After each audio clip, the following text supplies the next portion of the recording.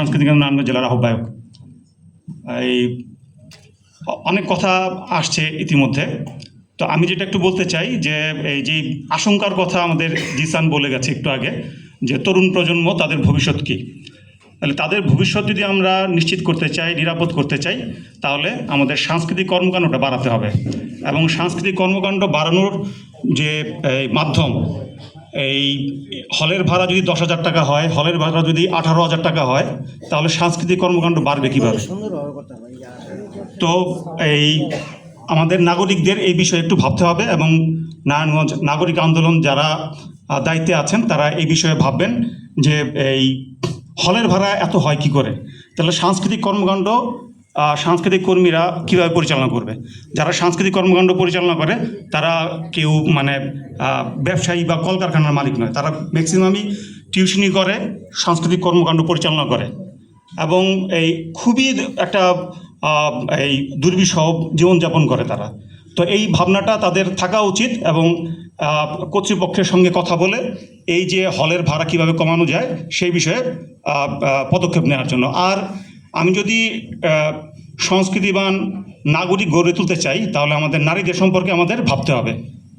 আমরা হকারদের কথা বললাম, যারা আলমাস পয়েন্টে যেতে পারে না তারা এই স্ট্রিট যেই হকার যারা আছে তাদের কাছ থেকে জিনিসপত্র কিনে, যারা আমাদের মতো, তারা আমরা ওইখান থেকেই আমাদের শীত বস্ত্র হোক বা আমাদের কাপড় চোপড় আমরা ওইখান থেকেই কিনি, তাহলে তাদেরকে উঠিয়ে দিলে তারা যাবে কোথায়? তাহলে এই হকারদের সঙ্গে যে কর্তৃপক্ষ আছে তাদের সঙ্গে কথা বলা, এবং একটা হিউজ পরিমাণ নারী এই হকারদের কাছ থেকে জিনিসপত্র কেনে, তাহলে এরা যখন বাইরে বের হয় বাসা থেকে, তারা তাদের যে টয়লেটের কাজ সেটা কোথায় সারবে, এই বিষয়ে ভাবনা আছে কিনা? তাহলে আমরা যে প্রতিনিয়ত পপুলারের মতো সেন্টারে গিয়ে কিডনির পরীক্ষা করাচ্ছি, শুধুমাত্র আমরা প্রপার টাইমে আমরা টয়লেট ব্যবহার করতে পারছি না এই কারণে। তাহলে নারীদের জন্য আরও অনেক বেশি এটা প্রবলেম, যে তারা যে কোনো জায়গায় যেতে পারবে না। তাহলে আমি নারায়ণগঞ্জ শহরে এরকম প্লেস তৈরি করতে পারি কিনা, পাবলিক টয়লেট শুধুমাত্র নারীদের জন্য, নারীদের ব্যবস্থাপনায় এটা করতে পারি কিনা, নাগরিক আন্দোলনের যারা আছেন তাদেরকে বলবো এই বিষয়ে ভাবার জন্য। আর এই অটোদের ব্যাপারে কথাবার্তা আসছে, নেগেটিভ কথাবার্তাই আসছে, তাহলে এই মানুষগুলি তো রুটি রুজির সাথে যুক্ত। আমি নিজেও আঘাতপ্রাপ্ত হয়েছি, অটোর মানে এই রং সাইড দিয়ে এসে আমার কপালে লাগিয়ে দিয়েছে, তো কিছু করার নাই। কিন্তু যেহেতু এই মানুষগুলি যদি এই রুটি রুজির সাথে যুক্ত না থাকে, তাহলে এরাই একসময় ছিনতাই করবে, ছিনতাইয়ের সাথে যুক্ত হবে। তাহলে ভাবনার বিষয় এটা, মানে বন্ধ করার আগে এদেরকে নেতিবাচক মন্তব্য করার আগে আমার মনে হয় একটু ভাবনা করা দরকার, এদের সঙ্গে বসা দরকার, এদেরকে নিয়ে ভাবার বিষয় আছে। তো আবারও বলবো যে আমরা সবাই মিলে এই সুন্দর যে নগর নারায়ণগঞ্জ সেটা গড়ে তুলতে চাই, এবং আমাদের সকলের ভাবনাকে, সম্মিলিত যে ভাবনা সেই ভাবনাগুলিকে একত্রিত করে সেখান থেকে আমরা যে জিস্ট সেইগুলিকে একত্রিত করে যেইভাবে ধন্যবাদ করলে ভালো হয় আমরা সেটা করবো। সকলকে ধন্যবাদ। আন্দোলন করছেন সেটা নারায়ণগঞ্জ শহর কেন্দ্রিক। আমার কাছে মনে হচ্ছে যে এটা যদি নারায়ণগঞ্জ জেলা ভিত্তিক করা হয় তাহলে এটার সম্পৃক্ততা আরও বেশি হবে। আমরা কুতুবপুর নাগরিক কমিটি 2009 সাল থেকে কুতুবপুর ইউনিয়ন সহ ফতুল্লা ইউনিয়নকে সিটি কর্পোরেশনে অন্তর্ভুক্ত করার জন্য আন্দোলন করে যাচ্ছি, এবং বিভিন্ন বাধার সম্মুখীন তৎকালীন এই শামীম ওসমানদের দ্বারা আমরা নির্যাতিত হয়েছি। তো আজকে যদি সেই ফতুল্লা অঞ্চলটা সহ আমাদের এই টোটাল নারায়ণগঞ্জ জেলাটাকে যদি ঐক্যবদ্ধ করে আমাদের যে মূল বিষয় যে এই সন্ত্রাস এবং আর নতুন করে যাতে কোনো গডফাদার নারায়ণগঞ্জে জন্ম হতে না পারে তার জন্য আমাদের কাজ করতে হবে। এবং এই নারায়ণগঞ্জ শহরের পাশেই হচ্ছে ফতুল্লা অঞ্চল, শিল্পাঞ্চল এবং এই ঢাকা, অর্থাৎ আলোর নিচে অন্ধকার আমাদের। আমরা কিন্তু এই কুতুবপুর ইউনিয়ন এবং ফতুল্লা অঞ্চলটা সিটি কর্পোরেশনের জন্য মেয়র আইবি বহুবার উদ্যোগ নিয়েছেন, কিন্তু এই শামীম ওসমানদের কারণে এই সিটি কর্পোরেশন অন্তর্ভুক্ত করা হয়নি। এই কমিটিতে যারা আসবে তারা যাতে সেই ফতুল্লা অঞ্চলটাকে যাতে নারায়ণগঞ্জ সিটি কর্পোরেশন অন্তর্ভুক্ত করা হয় সেই ব্যাপারে একটি প্রয়োজনীয় ব্যবস্থা গ্রহণ করে। সবাইকে ধন্যবাদ। যতগুলো সংগঠন গড়ে উঠেছে সব সংগঠনের নেতৃবৃন্দ এখানে রয়েছে। তো আলোচনার যেগুলো এসেছে আমার কাছে মনে হয়েছে যে আলোচনাগুলো আমাদের সামনে প্রতিদিন যে দৃশ্যমান নগরের যে সংকট সেগুলো এসেছে। আমার মনে হয় বিষয়টিকে আরেকটু ইলাবোরেট করা দরকার, কারণ আমাদের নারায়ণগঞ্জ আমরাই গর্ব। এই নারায়ণগঞ্জ গড়বার কথা বললে শুধুমাত্র অবকাঠামোগত উন্নয়নটাই বোঝায় না, এর সাথে আমাদের শিক্ষা, এখানকার সংস্কৃতি, আমাদের যে এখানের চিকিৎসা, এই বিষয়গুলো নাগরিক জীবনের সাথে খুবই ঘনিষ্ঠভাবে যুক্ত। আমাদের এখানে একজন ভাই এসেছেন যিনি লালনের ভাব শিষ্য। আমরা সাম্প্রতিক দেখেছি যেখানে লালনের মেলাকে বন্ধ করে দিতে পেরেছে, আমরা তাদেরকেও দুর্বৃত্ত হিসাবে চিহ্নিত করতে চাই। তাহলে আমাদের সামনে যে আমাদের স্বাস্থ্য, আমরা দেখেছি নারায়ণগঞ্জের প্রধান দুটি হসপিটাল সেগুলো একেবারেই টোটালি অকার্যকর। নারায়ণগঞ্জের মানুষের ন্যূনতম স্বাস্থ্যসেবার কোনো নিশ্চয়তা এখানে নাই। সামান্য সমস্যা হলেও আমাদেরকে রেফার করে ঢাকায় যেতে হচ্ছে। তাহলে এই আমাদের নাগরিক আন্দোলনের মধ্যে আমাদেরকে এই স্বাস্থ্যসেবাকে ইনক্লুড করতে হবে। আমাদের এখানে আমাদের সন্তানদের বিকাশের জন্য এখানের যে শিক্ষা প্রতিষ্ঠান দীর্ঘদিন যাবৎ সরকারি তুলারাম কলেজ সহ অন্যান্য কলেজগুলোতে যে দুর্বৃত্তায়ন ছিল, সেই দুর্বৃত্তায়ন কিন্তু শুধুমাত্র পট পরিবর্তনের বিষয়টি আমরা দেখছি, সকলের আলোচনায় সেটি আসছে। তাহলে আমাদের শিক্ষা প্রতিষ্ঠানগুলোকে এই সন্ত্রাস দখলদারিত্ব থেকে যেমন মুক্তি করতে হবে, অন্যদিকে সেটাকে আরও নতুন যে বিশ্ববিদ্যালয় গড়বার এখানে দাবি রয়েছে, মেডিকেল কলেজ গড়বার দাবি রয়েছে, আমাদের এখানে যে চারুকলা রয়েছে সেটাকেও চারপাশ থেকে যে মৌলবাদী গোষ্ঠী এখানে যে তাকে সংকুচিত করে ফেলবার, যে তাকে আবদ্ধ করে ফেলবার যে চক্রান্ত রয়েছে, এই সকল কিছুর বিরুদ্ধেই আমাদেরকে রুখে দাঁড়াতে হবে। তাহলে আজকে আসলে একটি একটি করে সমস্যা বললে অনেক সমস্যা বলা যাবে, সেটি আসলে মূলত আমার মনে হয় বলবার বিষয় নয়। আমি অত্যন্ত আশাবাদ রাখতে চাই এবং আমি এই যে বৃহৎ প্ল্যাটফর্ম নারায়ণগঞ্জের নাগরিক আন্দোলন আত্মপ্রকাশ করতে যাচ্ছে, আমার মনে হয় এটি সামনের দিনে অনেক কিছু করবার রয়েছে এবং সেই লড়াইয়ে আমার দল এবং আমি ব্যক্তিগতভাবে এবং আমার পেরিফেরিতে যেই সামাজিক অবস্থান রয়েছে সর্বোচ্চ শক্তি দিয়ে সেই নাগরিক আন্দোলনে আমরা থাকব। নারায়ণগঞ্জের মানুষের যে কোনো ধরনের অধিকার এবং যে কোনো ধরনের বিকাশের যে পরিপূরক যে আয়োজন, সেই আয়োজনের এই নাগরিক আন্দোলনের মাধ্যমে এই ব্যানারে সামনের দিকে আয়োজিত হবে, সেই আশাবাদ দেখে আমার বক্তব্য শেষ আছেন। কারণ সবাই নারায়ণগঞ্জ শহর কেন্দ্রিক সমস্যাগুলোর কথা বললেন। আমি যেহেতু বন্দর থাকি, বন্দরের খুঁটিনাটি অথবা ছোটোখাটো যতগুলো বিষয় আছে তার মধ্যে হচ্ছে সবচেয়ে বড় যে সমস্যাটা, সেটা হচ্ছে নিজের কাছে লজ্জা লাগে এই কথাগুলো বলতে, যে আমরা এত বড় একটা বিপ্লবের মুখ দেখছি, যে প্রত্যেকটা পর্যায়ে একটা দুর্নীতি ছিল। আমরা চেষ্টা করছি যে প্রত্যেকটা দুর্নীতিকে সমাজ থেকে বাইরে ফেলে দেওয়ার। কিন্তু আজকে যখন আমি গাড়িতে উঠি, একটা মিশুক চালক আমাকে কিভাবে বলতে পারে যে তোমরা আসলে যা করছো না করলেও পারতা। তো জিজ্ঞেস করলাম যে আচ্ছা আঙ্কেল কথাটা কেন বললেন, কি উদ্দেশ্যে বললেন? তো আমাকে বললো যে আগে যখন আমরা রাস্তাঘাটে চলাফেরা করতাম, প্রত্যেক 2টা ট্রিপে হচ্ছে আমাকে 30 টাকা হচ্ছে করতে হতো, চাঁদা দিতে হতো প্রত্যেকটা মোড়ে। তো আমি একটা চাঁদাতে একটা ট্রিপ করতে পারতাম। তো এখন হচ্ছে ওনার প্রত্যেকটা ট্রিপে একটা করে টোকেন কিনতে হয়, সেটা হচ্ছে 20 টাকা করে। তো এখন বিষয়টা যা দেখা গেল যে আমরা যদি হিসাব করি যে সাবদি থেকে, বন্দরের সাবদি থেকে হচ্ছে বন্দর ঘাটের ভাড়া হচ্ছে এভারেজে 70 টাকা, 10 টাকা উপর হতে পারে, 10 টাকা নিচে হতে পারে। তো উনি যদি 70 টাকার একটা ট্রিপ নিয়ে আমাদের বন্দর ঘাটে আসে, ওনাকে 20 টাকা কস্টিং আছে রাস্তার মধ্যে। তো ওনার সব কিছু খরচ করে গ্যারেজ ভাড়া ধরে ওনার কাছে হচ্ছে 40 টাকার মতো থাকে। তো এরকম করলে হচ্ছে ওনাদের পোষায় না। তো এই কারণে হচ্ছে মানুষের রাস্তায় যাতায়াতের একটা সমস্যা হয়, যে সাবদি থেকে হচ্ছে বন্দর ঘাটের উদ্দেশ্যে কোনো গাড়ি আসতে চায় না। তখন হচ্ছে হয়তো বন্দর বাজারের আগে, নয়তো হচ্ছে ঘাটের আগের একটা মোড়ে ওই জায়গায় নামায় দিতে হয়। তো ওনারা ভয় পায় যে আমরা ওই জায়গায় গেলে 20 টাকা আমার দিতে হবে।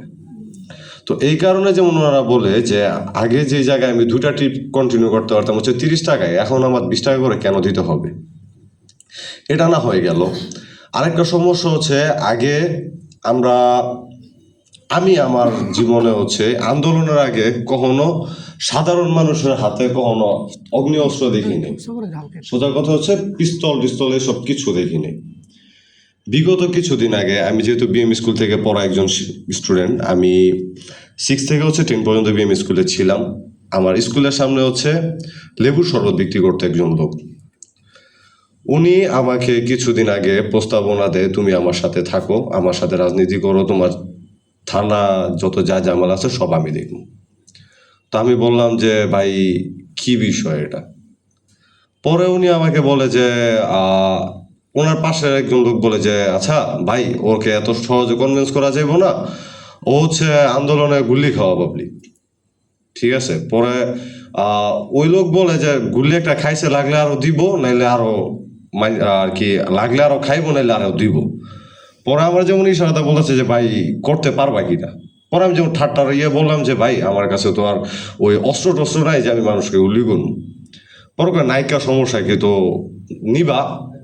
তো করতে করতে যেমন উনি হচ্ছে ওনার কোমর থেকে আমার হাতে ওপেন রাস্তার মধ্যে আমার হাতে একটা পিস্তল ধরায় দেয়। তা আমি জাস্ট পুরোপুরি অবাক যে ভাই, মানে ওনাকে আমি আমার চোখের সামনে দেখছি লেবু শরবত বিক্রি করতে, ওনাকে দেখছি বন্দরবাজার কলা বিক্রি করতে, উনি আজকে পিস্তল নিয়ে ঘুরে, উনি আমাকে থানার যত যায় ঝামেলা উনি আমার ট্যাগেল দিবে। এরকম নেতা যদি বর্তমানে সমাজে যদি আরো 10-12টা তৈরি হয়, প্রত্যেকটা এলাকার মধ্যে যদি আমি খোঁজ নিই, না হলে আরো 3-4 জন নেতা এরকম আছে। প্রতিটা ঘরে ঘরে হচ্ছে ওনারা অস্ত্র দিতে রাজি আছে। তোমার টাকা পয়সা কিছু লাগবে না, তুমি জাস্ট আমাকে ম্যান পাওয়ার দাও, তোমার যত সমস্যা আছে সব আমি দেখবো। তোমার হাতে অস্ত্র বলো, তোমার হাতে টাকা বলো, তোমার হাতে মাদক বলো। ইভেন ওনারা আমার সামনে বসে পরিকল্পনা করে, ভাই ব্যবসা তো কোনো দিকটা চলতেছে না, কি করণ যায়, কি করবা, লন টেকনাফে থেকে মালা নেই। যেমন ভাই বাজারে ফেন্সি ডিলের দাম অনেক, আনাইবেন, লিঙ্কাপ আছে, হওয়া আছে। কিরকম ভাই একবারে বন্ধ রাইনা দিয়ে যাবো ট্রাকে করে, তখন আমার এলাকাটা কোথায় যাইব? আমার যেই জায়গায় একটা মানুষ, আমি ছেলেটা, আমি যে জায়গায় আমার গানের আসরে আমার বন্ধু থাকতো 10 জন, ওরা সুন্দর গলায় গান গাইতো। আজকে আমার ওই বন্ধু বান্ধবের মধ্যে ম্যাক্সিমাম বন্ধু বান্ধব আজকে মাদকাসক্ত। সবাই রাস্তাঘাট নিয়ে পড়ে আছে, সবাই হচ্ছে চলাচলের বিষয়, সবাই হচ্ছে বড় বড় প্রজেক্ট নিয়ে বসে আছে। কিন্তু সমাজে যে ছোটখাটো বিষয়গুলো, আজকের যে তরুণগুলো আছে, তারা হচ্ছে ভবিষ্যতে রফিউর রাব্বি ভাইয়ের মতো এইরকম একটা পর্যায়ে এসে বসবে, সিনিয়র নেতৃবৃন্দের মতো এই জায়গায় এসে বসবে। তারা হচ্ছে ভবিষ্যৎ প্রজন্মকে তারা একটা লিড দিবে, একটা নির্দেশনা দিবে যে না তোমরা এইভাবে না এইভাবে চলো। আজকে যদি সেই 100% থেকে 90% মানুষ যদি মাদকাসক্ত হয়, তারা যদি এই পথে চলে যায়, তো আগামী দিনে হচ্ছে তারা কি লিড দিবে, তারা কি শিখাবে যে তোমরা এই জায়গা থেকে না, তোমরা ওই জায়গা থেকে মাদক আনো, তোমরা এই অস্ত্র না, তোমরা ওই অস্ত্র ইউজ করো, তোমরা এইভাবে চাঁদাবাজি করতে পারতেছো না, তোমরা ওইভাবে চাঁদাবাজি করো। আশা করি আমি বিষয়টা ক্লিয়ার করতে পারছি। আর আরেকটা বিষয় হচ্ছে যে আমরা এই যে নারায়ণগঞ্জ নাগরিক আন্দোলন, সেই বিষয়টায় এই জায়গায় উপস্থিতদের মধ্যে 99.9% আমি দেখতে পাচ্ছি সবাই ওল্ড এজের, সবাই বড় সিনিয়র, কিন্তু এই জায়গায় কিন্তু কোনো তরুণ আমি দেখতে পাচ্ছি না। সমাজের খুঁটিনাটি কিছু বিষয় আছে, কিছু কিছু জায়গা আছে যে জায়গা হচ্ছে সব ক্ষেত্রে মুরব্বীদের কানে আসে না, তারা প্রত্যেকটা পর্যায়ে যেতে পারে না। খুঁটিনাটি প্রত্যেকটা বিষয়, ছোটখাটো থেকে শুরু করে বড় সড়ো প্রত্যেকটা বিষয় আপনারা মুরব্বীরা জানেন যে প্রত্যেকটা জায়গায় হচ্ছে 1-2 করে, যত যায় ঝামেলা বলেন, যত ভালো কাজ বলেন, প্রত্যেকটা জায়গায় 2 থেকে 3 জন আপনি তরুণ পাইবেনই। এটা হচ্ছে আমি 100% শিওর। তাই আমি চাই যে নারায়ণগঞ্জ নাগরিক আন্দোলন যেই সংগঠনটা, এই জায়গায় আমি চাই যে আমাদের তরুণদের একটা ভালো একটা ভূমিকা থাকুক। আমি চাই তরুণরা এই নাগরিক আন্দোলনের বিষয়টা, যে সংগঠনটাকে নিয়ে আমাদের এই নারায়ণগঞ্জটাকে একটা সোনার নারায়ণগঞ্জে গড়ে তুলুক। আমি চাই আমার এই বন্দর শহরে, ইভেন আমার এই নারায়ণগঞ্জ শহরে যেন মাদক নিয়ে ব্যবসা না চলে। আমি চাই আমার এই দেশে, আমার এই এলাকায়, আমার এই নারায়ণগঞ্জ শহরের মধ্যে যেন ঘরে ঘরে অস্ত্রটা অন্তত না পৌঁছায়। কারণ আমরা আন্দোলনের সময় বড় বড় মুখে বলছিলাম আমরা হাতে কলম ধরছি, হাতে অস্ত্র ধরবো না, আর অস্ত্র ধরলে আমরা ওটা সন্ত্রাস রূপে চলে যাবো, তাই আমরা চাই না অস্ত্র ধরতে। তো এই আন্দোলনের পরে স্বৈরাচার চলে গেল, ফ্যাসিস্টবাদী চলে গেল, এখন যদি আমাদের আস্তে অস্ত্রটা ধরানো হয়, এটা সমাজ কোন পর্যায়ে যাবে হয়তো আপনারা ধারণা করতে পারতেছেন।